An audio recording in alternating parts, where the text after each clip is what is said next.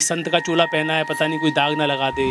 100% बराबर बोले आप। मुझको ही ऐसा लगता है। संत श्री आशाराम जी बापू पे वो श्री महाराज जी को बोली, महाराज जी मैं हर सुंदर सुंदर श्री हूँ, मुझे आप मैं संत ज्ञानेश्वर महाराज की बात कहता हूँ, संत तुकाराम महाराज की बात कहता हूँ।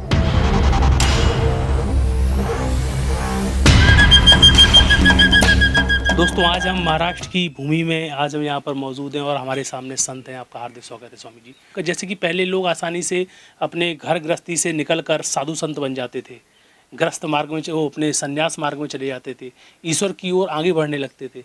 लेकिन आज के समय में युवा हैं जो अच्छे लोग, क्योंकि एक तो वैराग उत्पन्न नहीं हो रहा है और जो हो भी रहा है तो जो लोग संत बन भी रहे हैं युवा कम युवाओं अवस्था में, तो उनको अंदर से काफ़ी डर जैसा लगता है। लोगों को बड़ा दुख होता है कि संत का चोला पहना है, पता नहीं कोई दाग ना लगा दे, जिस तरीके का माहौल चल रहा है। तो आपको ऐसा ही लग रहा है कि इस समय संत बनना भी एक बहुत बड़ी चुनौती है? ये 100% बराबर बोले आप। मुझको ही ऐसा लगता है, कारण जो माहौल है, जो सुनने में आता है वैसा ही है। ये जो मार्ग है वो बड़ा दुस्तर मार्ग है, बड़ा कठिन मार्ग है।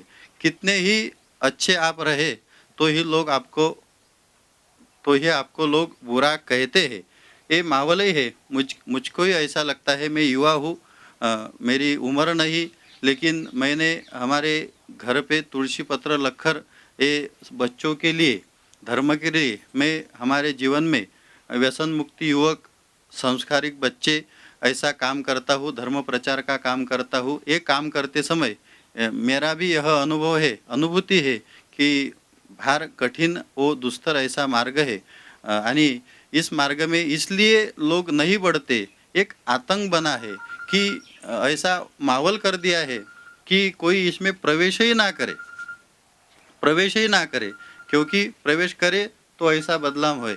आज अपना जो भारत देश है वो संतों के तप के ऊपर ही चल रहा है। वो संत निकाल दिए, यानी कि मूल ही निकाल दिए। मूल निकालने के बाद झाड़ों को फांदियाँ नहीं आती। मूल ही है, संत भारत के मूल है। इसलिए ये षड्यंत्र करते हैं और अपने संतों को उसके ही शस्त्र से बदनाम करते हैं। ये इनका षड्यंत्र है। अपने समाज के संत श्री आशाराम जी बापू पे ये आरोप लगाया है। मैं इनको आरोप ही कहता हूँ। इसलिए आरोप, इतने बड़े तत्वज्ञानी संत, इतने बड़े ज्ञानी संत, जिन संत का इतना बड़ा भक्त परिवार है, इनके ही उपकार से, उपदेश से बहुत बच्चों से बड़ों तक समाज सुधर गया। ऐसे समाज के संत, ऐसे तत्वज्ञानी संत ऐसा कर नहीं सकते, ऐसी मेरी मानसिकता कहती है। इतिहास के जो संत हुए उन प्रत्येक संत के चरित्र में यही बात हुई। मैं संत ज्ञानेश्वर महाराज की बात कहता हूँ, संत तुकाराम महाराज की बात कहता हूँ। संत तुकाराम महाराज की बात में एक बार इन्हीं लोगों ने, संत तुकाराम महाराज जी भंडारा, भामचंद्र, घोराडेश्वर डोंगर पे जाते थे और विठ्ठल विठ्ठल नाम चिंतन कहते थे और वृक्षों के बीच बैठकर वृक्षवल्ली आम्हा सोयरे, वनचरे पक्षी ही सुस्वरे आळविती, वृक्षों के बीच बैठकर वृक्ष ही हमारे सोयरे कहकर भगवान का गुणगान गाते हैं। ऐसे ही जगत गुरु तत्वज्ञ, जिनको जगत गुरु कहलाते हैं, ऐसे जगत गुरु संत तुकाराम जी महाराज, उनको ही लोगों ने बदनाम किया था। तभी के उनके चरित्र में है, एक स्त्री को उधर भेजा, षड्यंत्र कर उधर डोंगर पे भेजा और महाराज के पास भेजा। महाराज जी ने उन स्त्री को बोला, वो स्त्री महाराज जी को बोली, महाराज जी मैं फार सुंदर स्त्री हूँ, मुझे आप मुझे अपने पास ले लो। तब महाराज जी बोले, जाई हो तू माते न करी सायास, आम्ही विष्णुदास तैसे न हो। तू माझी आई आहेस, तू जा, आम्हीच्या जवळ सायास करू नको, आम्ही विष्णुदास आहोत, आम्ही तसे नहोत। मैं कहलाता हूँ जगतगुरु संत तुकाराम महाराज पे भी ऐसा आरोप लगाया था। संत ज्ञानेश्वर है, अनेक संतों है, जिस संतों को एकनाथ महाराज है, शांति ब्रह्म संत श्री एकनाथ महाराज है, उनके ही ऊपर आरोप लगाया था। ऐसे अनेक संत है, उस संतों के ऊपर आरोप लगाते हैं। ये क्यों? मैं आपने बताया कि संतों को ही बदनाम किया।